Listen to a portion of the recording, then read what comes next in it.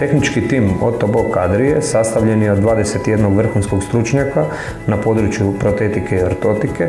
Naši stručnjaci, ortopedski tehničari, školuju se u zapadnoj Europi i u Hrvatskoj kako bi našim pacijentima omogućili da budu opskrbljeni sa najnovijim i najmodernijim rješenjima na polju ortopedske tehnike danas.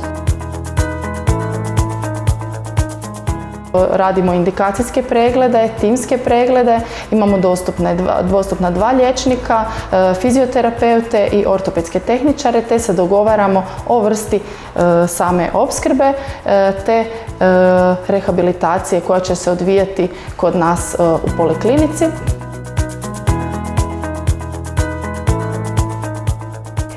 Uzimanju mjera se pristupa individualno gdje se procjenjuje koja će vrsta ležišta i koje pomagalo će se pacijentu aplicirati. Ležište koje se izrađuje se od karbonskih vlakana i najkvalitetnijih materijala. Koljena su mikroprocesorska, a stopala od ugljičnih vlakana.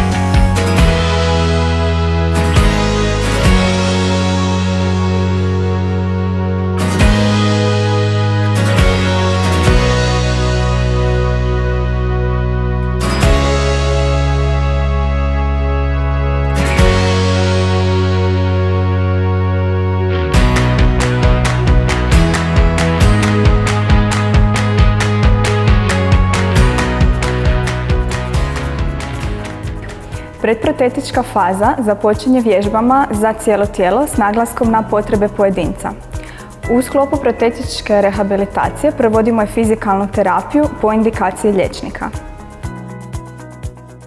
Protetička faza započinje vertikalizacijom pacijenta unutar razboja radi njegove sigurnosti.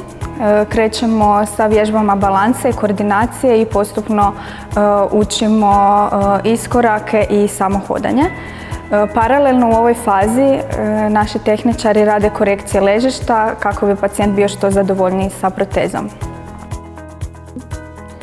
U rehabilitaciji kod podlakatnih amputacija koristimo suvremenu metodu upravljanja koja se zove MioPlus. Upravlja se intuitivno iz ležišta s aktivacijom mišića u bataljku. Proteza se spaja putem aplikacije na mobilni uređaj. Cilj je da se snimi različiti obrazac pokreta za funkcije proteze. Magnetoterapija se koristi po indikaciji liječnika kod kroničnih bolova u fantomskim udovima, oteklina i još nekih indikacija po liječniku.